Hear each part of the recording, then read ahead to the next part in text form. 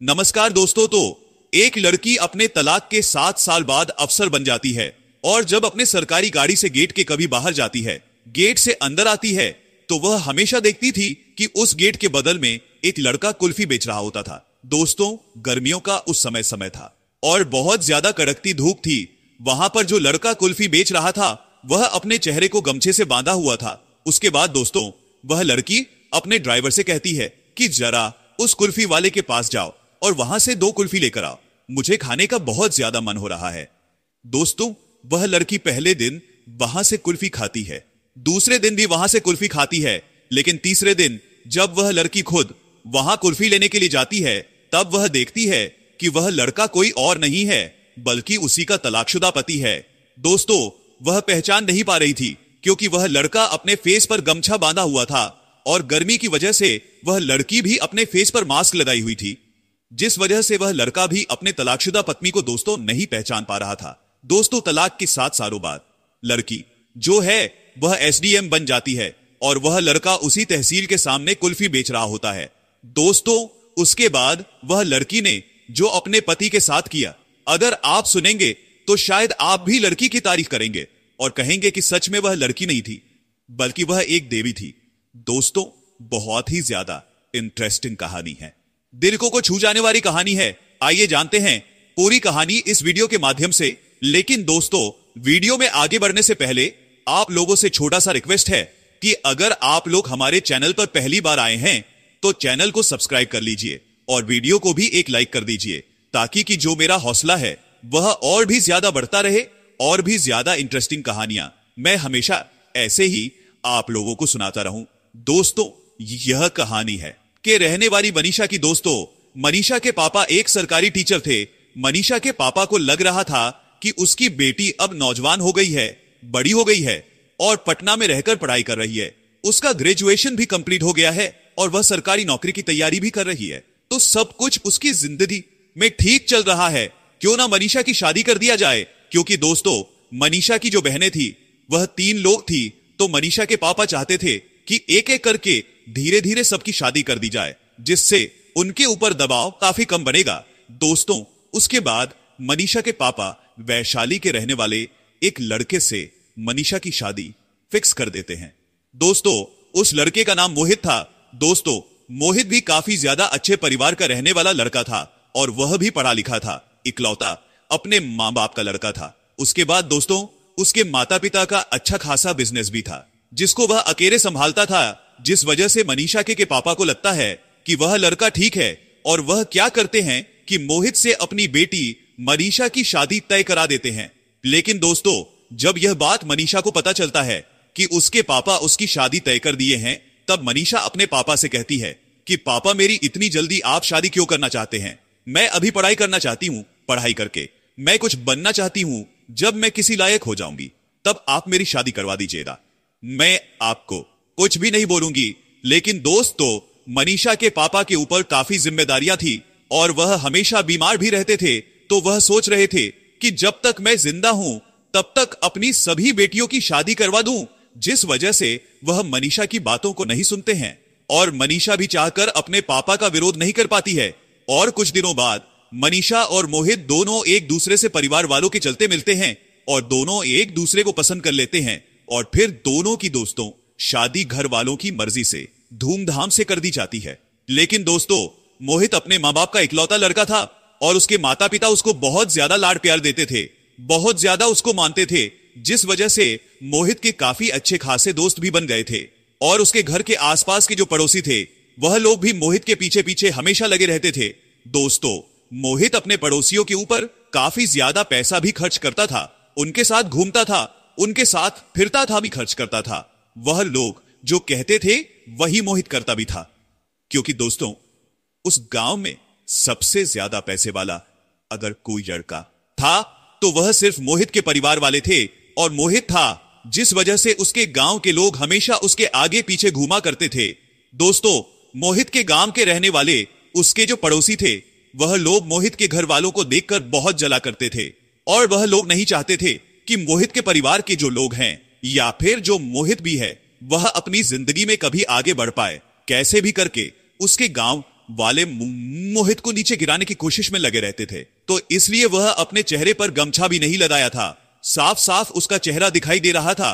दोस्तों, तो मनीषा जब अपने पति मोहित को वहां पर देखती है तो बहुत ज्यादा हैरान हो जाती है। वह तुरंत क्या करती है कि वहां से तहसील के अंदर चली जाती है और तहसील के अंदर बैठकर वह सोचने लगती है कि आखिरकार उसकी जिंदगी में क्या हुआ होगा कि उसकी हालत ऐसी हो गई है। अब उसको कुल्फी क्यों बेचना पड़ रहा है? बहुत सारे सवाल उसके मन में उमड़ रहे थे। दोस्तों, मनीषा का काम में बिल्कुल भी मन नहीं लग रहा था। वह हमेशा मोहित के बारे में ही सोच रही थी। तभी मनीषा अपने कर्मचारी को अपने पास बुलाती है और उसे कहती है कि जो गेट के बाहर कुल्फी बेच रहा है, जरा उसको बुला लाओ, मुझे उससे कुछ बात करनी है। दोस्तों, वह कर्मचारी कुल्फी वाले के पास जाता है और कहता है कि एसडीएम मैडम आपको बुला रही हैं, आपसे बात करना चाहती है। दोस्तों, मोहित काफी ज्यादा घबरा जाता है और परेशान हो जाता है और उस कर्मचारी से कहता है कि साहब, हमारी कोई गलती नहीं है, मैं तो बस यहां पर अपना ठेला लगाता हूं। अगर आप लोगों को नहीं पसंद है, आप लोग मना कर देंगे तो मैं अपना ठेला यहां से लेकर चला जाऊंगा। तब दोस्तों, वह कर्मचारी कहता है कि नहीं नहीं, ऐसी कोई बात नहीं है, वह कुछ तुमसे जरूरी बात करना चाहती हैं। तुम एक काम करो कि जाकर पहले मैडम से मिल लो और देखो कि वह तुमसे क्या बात करना चाहती है। दोस्तों, मनीषा जो थी वह अपने चेहरे पर मास्क लगाकर बैठकर मोहित का इंतजार कर रही थी।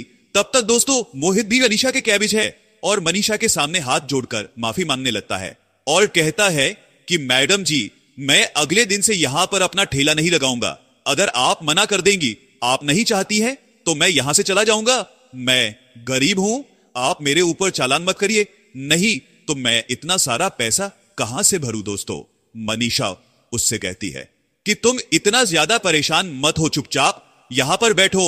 और फिर मनीषा मोहित से पूछती है कि क्या तुम मुझे पहचानते हो। दोस्तों, मोहित उससे कहता है कि मैडम जी, मैं तो आपको पहली बार यहां पर देख रहा हूं, तो मैं आपको कैसे जानूं, कैसे आपको पहचानूं, मैं आपको नहीं पहचानता हूं।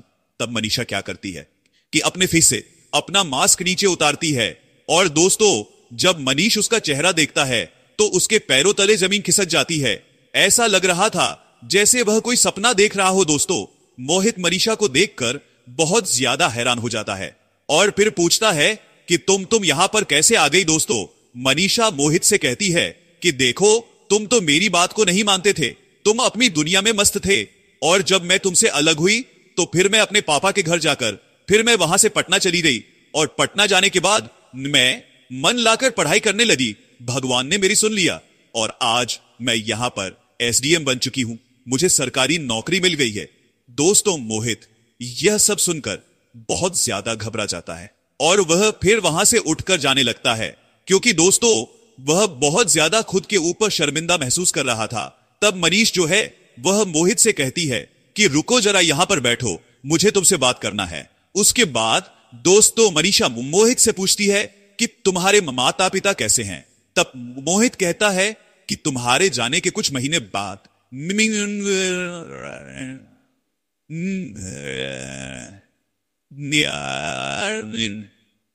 के बाद हम लोग की स्थिति और भी ज्यादा खराब हो गई थी।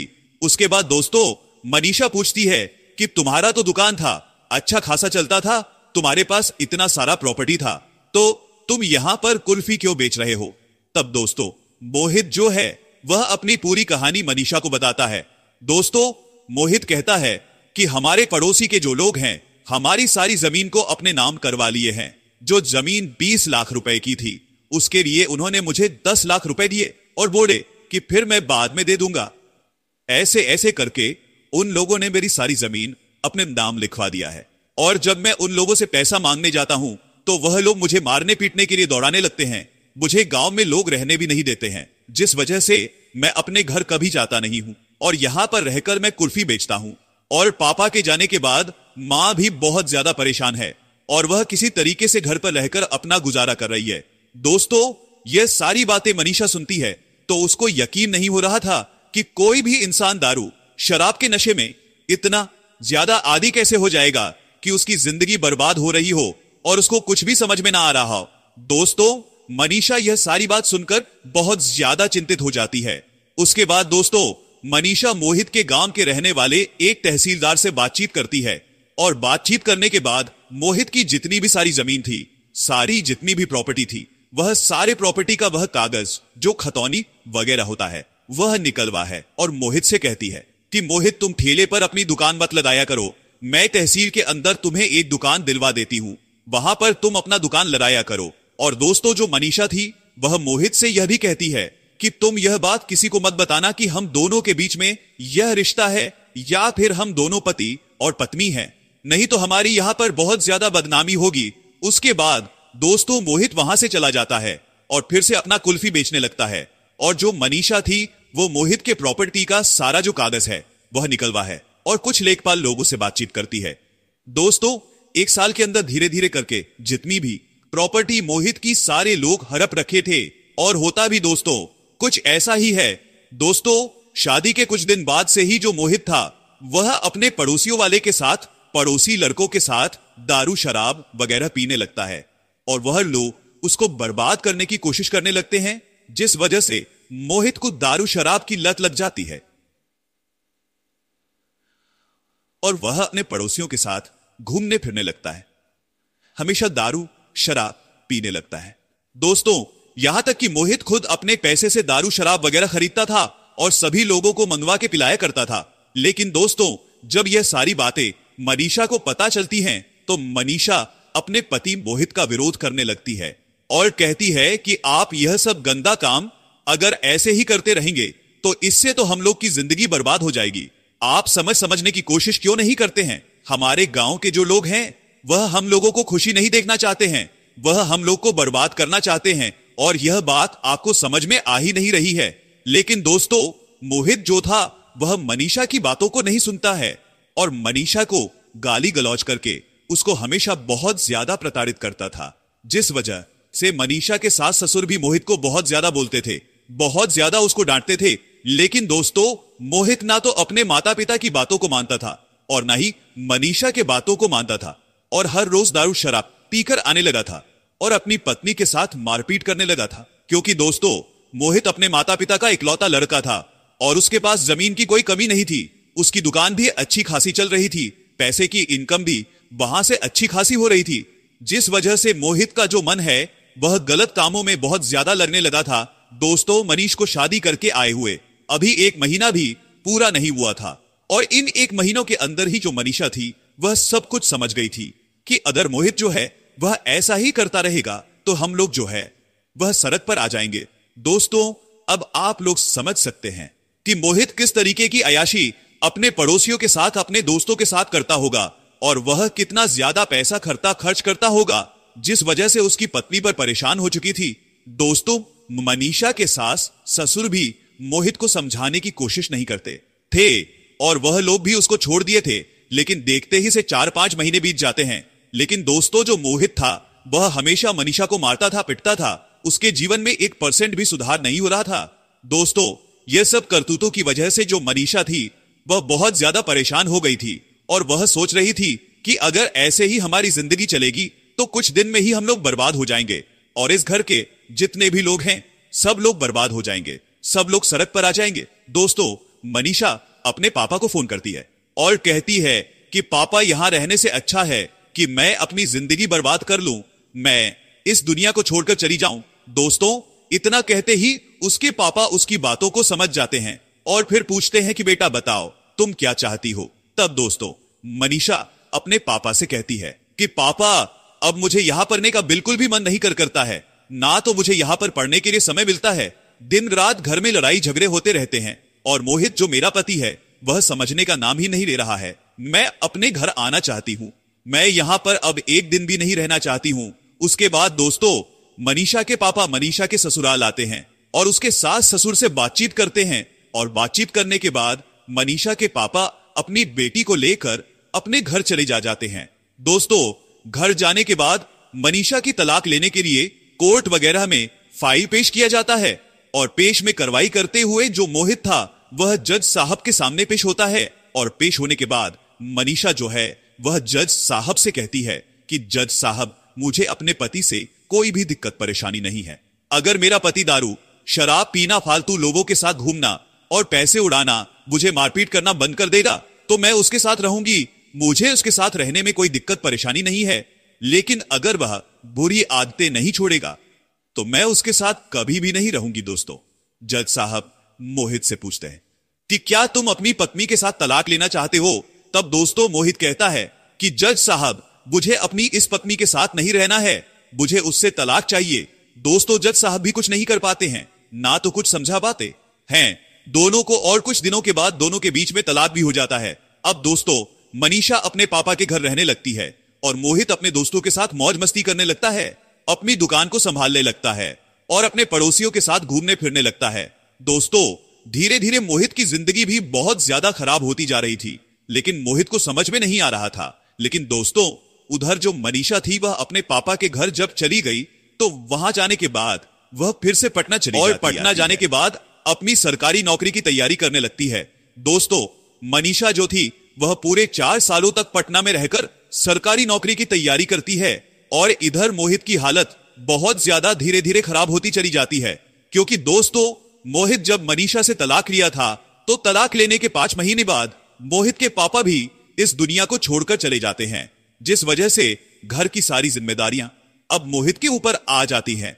लेकिन दोस्तों, मोहित दारू, शराब वगैरह पीना छोड़ता नहीं है और अपने पड़ोसियों के साथ हमेशा घूमने फिरने में लगा रहता है, जिस वजह से होता कुछ ऐसा है कि मोहित के जो पड़ोसी हैं उसका सारा जमीन थोड़ा थोड़ा करके, थोड़ा थोड़ा पैसे देकर उसका सारा जमीन वह लोग लिखवा लेते हैं और यहां तक नौबत आती है कि उसकी दुकान भी दारू शराब लोग उसको पिलाकर कुछ पैसे देकर उसका दुकान भी अपने नाम वो लोग करवा लेते हैं। दोस्तों, मोहित के पास जब पैसा खत्म हो जाता था तो वह अपनी जमीन का एक टुकड़ा बेच दिया करता था, लेकिन उसकी मम्मी जब उसका विरोध करती थी तब मोहित अपनी मम्मी को मारने पीटने लगता था, जिस वजह से उसके घर वाले भी उसका विरोध करना बंद कर देते हैं। दोस्तों, उधर मनीषा सरकारी नौकरी की तैयारी करने में बहुत ज्यादा व्यस्त थी और सरकारी नौकरी की तैयारी करने के बाद वह परीक्षा देती है और कुछ महीनों बाद उसका ज्वाइनिंग लेटर आ जाता है। दोस्तों, मनीषा एक तहसीलदार बन जाती है और उसकी जिंदगी में सब कुछ ठीक चल रहा था। दोस्तों, मनीषा के माता पिता भी उससे बहुत ज्यादा खुश थे। दोस्तों, मनीषा को तलाक लिए हुए पूरे 7 साल गुजर चुके थे और इन 7 सालों बाद मनीषा के पापा मनीषा से कहते हैं कि तुम्हारे तलाक को भी काफी ज्यादा समय हो गया है, तो मैं चाहता हूं कि तुम अपनी दूसरी शादी कर लो, क्योंकि अकेले तो तुम अपनी जिंदगी बिता नहीं सकती हो। लेकिन दोस्तों, मनीषा अपने पापा से कहती है कि पापा जी, अभी मुझे शादी करने का बिल्कुल भी मन नहीं है, हमारे छोटे भाई बहन है, तो मैं चाहती हूं कि उनको अच्छे से पढ़ा लिखाकर अच्छे पोस्ट पर उनकी नौकरी लगवा दूं, उसके बाद मैं अपने बारे में सोचूंगी। दोस्तों, मनीषा की जिंदगी में सब कुछ ठीक चल रहा था, उसकी जिंदगी में कोई भी प्रॉब्लम नहीं थी और एक दिन मनीषा का ट्रांसफर जो है वह वैशाली जिले में हो जाता है। जब वह तहसील से अपने निकलती और तहसील के अंदर जाती थी तो वह देखती थी कि तहसील के बाहर गेट पर एक कुल्फी वाला खड़ा होकर दोस्तों वह कुल्फी बेच रहा होता है। दोस्तों, मनीषा उस कुल्फी वाले से कुल्फी खरीदती थी और कभी कभी ऐसा भी होता था कि वह अपने ड्राइवर से मंगवा लिया करती थी। लेकिन दोस्तों, मनीषा जो थी वह कभी भी उस आदमी का चेहरा नहीं देखी थी, क्योंकि गर्मियों का समय था। वह आदमी हमेशा गर्मियों के समय में अपने चेहरे को गमछा से बांध रखा था। दोस्तों, वह आदमी भी मनीषा को कभी नहीं देखा था। मनीषा जब भी वहां कुल्फी लेने के लिए जाती थी तो हमेशा वह अपने फेस पर मास्क लगाए हुए रखती थी, क्योंकि जब भी वह तहसील से बाहर निकलती थी तो बिना मास्क के वह बाहर नहीं निकलती थी, जिस वजह से वह कुल्फी वाला उसको नहीं पहचान पाता था। दोस्तों, एक दिन सुबह सुबह का समय था और मनीषा अभी तहसील में अभी एंट्री कर रही थी। तभी वजह है कि जो कुल्फी वाला व्यक्ति है वह क्या कर रहा है कि सुबह सुबह के टाइम में आकर वहां पर अपने ठेले को लगा रहा था और कुल्फी बेचने की तैयारी कर रहा था और मनीषा को गाली गलौज करके उसको हमेशा बहुत ज्यादा प्रताड़ित करता था, जिस वजह से मनीषा के सास ससुर भी मोहित को बहुत ज्यादा बोलते थे, बहुत ज्यादा उसको डांटते थे। लेकिन दोस्तों, मोहित ना तो अपने माता पिता की बातों को मानता था और ना ही मनीषा के बातों को मानता था और हर रोज दारू शराब पीकर आने लगा था और अपनी पत्नी के साथ मारपीट करने लगा था, क्योंकि दोस्तों मोहित अपने माता पिता का इकलौता लड़का और उसके पास जमीन की कोई कमी नहीं थी। उसकी दुकान भी अच्छी खासी चल रही थी, पैसे की इनकम भी वहां से अच्छी खासी हो रही थी, जिस वजह से मोहित का जो मन है वह गलत कामों में बहुत ज्यादा लगने लगा था। दोस्तों, मनीष को शादी करके आए हुए अभी 1 महीना भी पूरा नहीं हुआ था और इन 1 महीनों के अंदर ही जो मनीषा थी वह सब कुछ समझ गई थी कि अगर मोहित जो है वह ऐसा ही करता रहेगा तो हम लोग जो है वह सड़क पर आ जाएंगे। दोस्तों, अब आप लोग समझ सकते हैं कि मोहित किस तरीके की अय्याशी अपने पड़ोसियों के साथ, अपने दोस्तों के साथ करता होगा और वह कितना ज्यादा पैसा खर्च करता होगा, जिस वजह से उसकी पत्नी पर परेशान हो चुकी थी। दोस्तों, मनीषा के सास ससुर भी मोहित को समझाने की कोशिश नहीं करते थे और वह लोग भी उसको छोड़ दिए थे। लेकिन देखते ही देखते जैसे 4-5 महीने बीत जाते हैं, लेकिन दोस्तों जो मोहित था वह हमेशा मनीषा को मारता था, पिटता था। उसके जीवन में 1% भी सुधार नहीं हो रहा था। दोस्तों, ये सब करतूतों की वजह से जो मनीषा थी वह बहुत ज्यादा परेशान हो गई थी और वह सोच रही थी कि अगर ऐसे ही हमारी जिंदगी चलेगी तो कुछ दिन में ही हम लोग बर्बाद हो जाएंगे और इस घर के जितने भी लोग हैं सब लोग बर्बाद हो जाएंगे, सब लोग सड़क पर आ जाएंगे। दोस्तों, मनीषा अपने पापा को फोन करती है और कहती है कि पापा, यहां रहने से अच्छा है कि मैं अपनी जिंदगी बर्बाद कर लूं, मैं इस दुनिया को छोड़कर चली जाऊं। दोस्तों, इतना कहते ही उसके पापा उसकी बातों को समझ जाते हैं और फिर पूछते हैं कि बेटा बताओ तुम क्या चाहती हो। तब दोस्तों मनीषा अपने पापा से कहती है कि पापा, अब मुझे यहां पर रहने का बिल्कुल भी मन नहीं करता है, ना तो मुझे यहां पर पढ़ने के लिए समय मिलता है, दिन रात घर में लड़ाई झगड़े होते रहते हैं और मोहित जो मेरा पति है वह समझने का नाम ही नहीं ले रहा है। मैं अपने घर आना चाहती हूं, मैं यहां पर अब 1 दिन भी नहीं रहना चाहती हूं। उसके बाद दोस्तों मनीषा के पापा मनीषा के ससुराल आते हैं और उसके सास ससुराल आते हैं और बातचीत करने के बाद मनीषा के पापा अपनी बेटी को लेकर अपने घर चले जाते हैं। दोस्तों, घर जाने के बाद मनीषा की तलाक लेने के लिए कोर्ट वगैरह में फाइल पेश किया जाता है और पेश में कार्रवाई करते हुए जो मोहित था वह जज साहब के सामने पेश होता है और पेश होने के बाद मनीषा जो है वह जज साहब से कहती है कि जज साहब, मुझे अपने पति से कोई भी दिक्कत परेशानी नहीं है। अगर मेरा पति दारू शराब पीना, फालतू लोगों के साथ घूमना और पैसे उड़ाना, मुझे मारपीट करना बंद कर देगा तो मैं उसके साथ रहूंगी, मुझे उसके साथ रहने में कोई दिक्कत परेशानी नहीं है। लेकिन अगर वह बुरी आदतें नहीं छोड़ेगा तो मैं उसके साथ कभी भी नहीं रहूंगी। दोस्तों, जज साहब मोहित से पूछते हैं कि क्या तुम अपनी पत्नी के साथ तलाक लेना चाहते हो? तब दोस्तों मोहित कहता है कि जज साहब, मुझे अपनी इस पत्नी के साथ नहीं रहना है, मुझे उससे तलाक चाहिए। दोस्तों, जज साहब भी कुछ नहीं कर पाते हैं, ना तो कुछ समझा पाते हैं दोनों को और कुछ दिनों के बाद दोनों के बीच में तलाक भी हो जाता है। अब दोस्तों मनीषा अपने पापा के घर रहने लगती है और मोहित अपने दोस्तों के साथ मौज मस्ती करने लगता है, अपनी दुकान को संभालने लगता है और अपने पड़ोसियों के साथ घूमने फिरने लगता है। दोस्तों, धीरे धीरे मोहित की जिंदगी भी बहुत ज्यादा खराब होती जा रही थी, लेकिन मोहित को समझ में नहीं आ रहा था। लेकिन दोस्तों, उधर जो मनीषा थी वह अपने पापा के घर जब चली गई तो वहां जाने के बाद वह फिर से पटना चली जाती है और पटना जाने के बाद अपनी सरकारी नौकरी की तैयारी करने लगती है।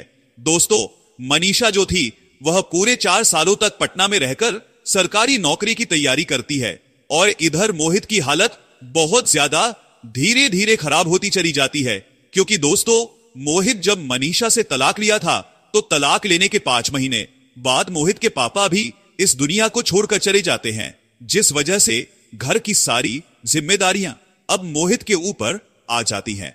लेकिन दोस्तों, मोहित दारू शराब वगैरह पीना छोड़ता नहीं है और अपने पड़ोसियों के साथ हमेशा घूरने फिरने में लगा रहता है, जिस वजह से होता कुछ ऐसा है कि मोहित के जो पड़ोसी हैं उसका सारा जमीन थोड़ा थोड़ा करके, थोड़ा थोड़ा पैसे देकर उसका सारा जमीन वह लोग लिखवा लेते हैं और यहां तक नौबत आती है कि उसकी दुकान भी दारू शराब लोग उसको पिलाकर कुछ पैसे देकर उसका दुकान भी अपने नाम वो लोग करवा लेते हैं। दोस्तों, मोहित के पास जब पैसा खत्म हो जाता था तो वह अपनी जमीन का एक टुकड़ा बेच दिया करता था, लेकिन उसकी मम्मी जब उसका विरोध करती थी तब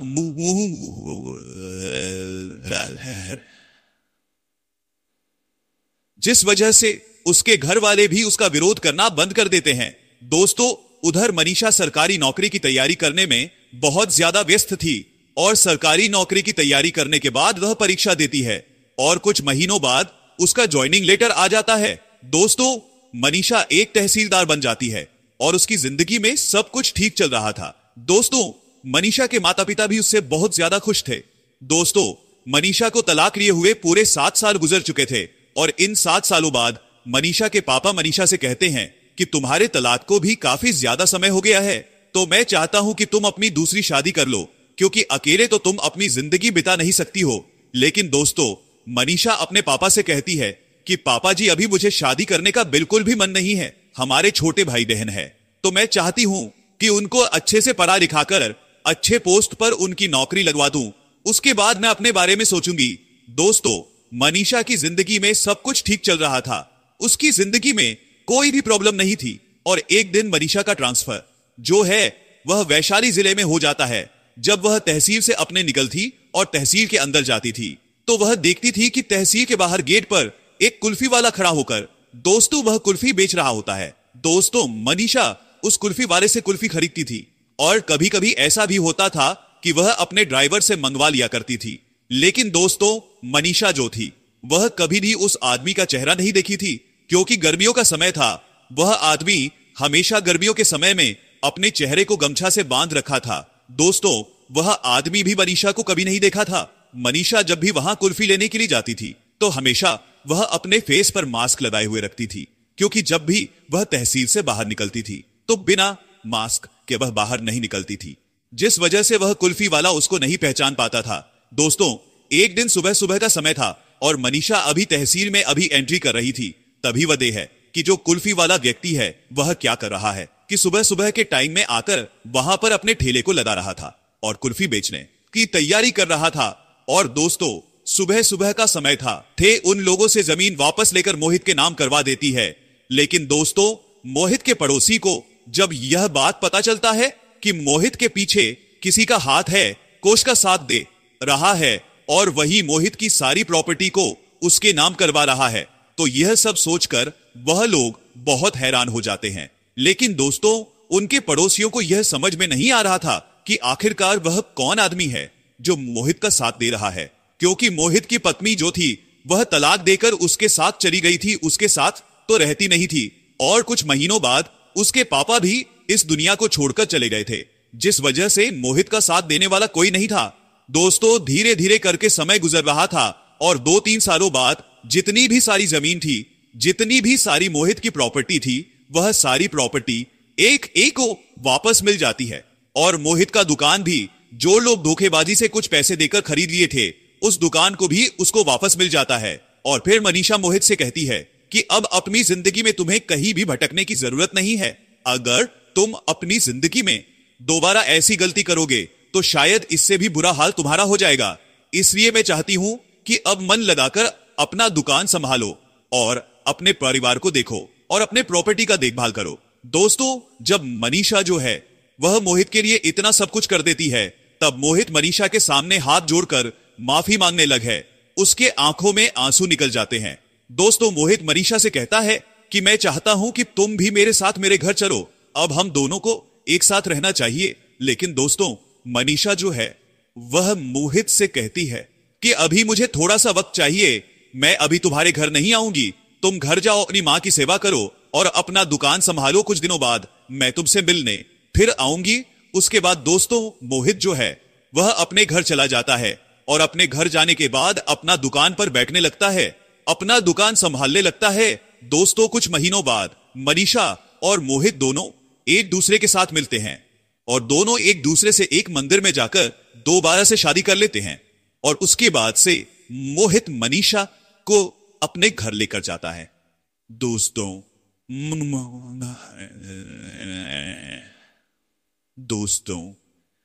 मनीषा जब अपने घर लेकर जाता है ससुराल, 12 से 13 सालों बाद गई थी, तो मोहित की जो मां थी वह मनीषा को देखकर बहुत ज्यादा खुश हो जाती है, क्योंकि दोस्तों, उन लोगों का जो परिवार था वह पूरी तरीके से उजड़ चुका था और मोहित की शादी जब हुई थी तो मनीषा भी उसको छोड़कर चली गई थी और कुछ दिनों बाद मोहित के पापा भी गुजर गए थे, जिस वजह से उन लोगों का पूरा परिवार बर्बाद हो चुका था। लेकिन दोस्तों, अब फिर से उन लोग के घर में एक नई उम्मीद जगी थी और फिर से उनका परिवार हंसी खुशी रहने लगा था। दोस्तों, मोहित दारू शराब वगैरह पीना बंद कर दिया है, क्योंकि उसकी जिंदगी में जो हादसा घटित हुआ है उसकी वजह से वह बहुत कुछ सीख चुका है, बहुत कुछ वह समझ चुका है और वह बिल्कुल भी गलत काम नहीं करता है।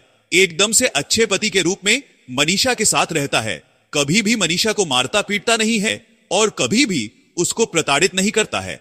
दोस्तों, वैसे तो कहा जाता है ना कि लड़कियां एक लक्ष्मी का रूप होती हैं और उनका कदम जहां पर पड़ता है वह जगह एकदम स्वर्ग बन जाता है। दोस्तों, शायद मनीषा भी उस घर के लिए एक लक्ष्मी का रूप थी। अगर वह उस घर में शायद दोबारा नहीं आती तो उन लोगों की जिंदगी में कभी सुधार नहीं होता और वह लोग हमेशा हमेशा के लिए बर्बाद हो जाते हैं। तो दोस्तों, आज की कहानी यह थी। आपको कैसी लगी हमें कमेंट बॉक्स में जरूर बताइएगा। अगर यह वीडियो आपको पसंद आए तो वीडियो को लाइक, चैनल को सब्सक्राइब जरूर करें। आप लोगों का बहुत बहुत धन्यवाद।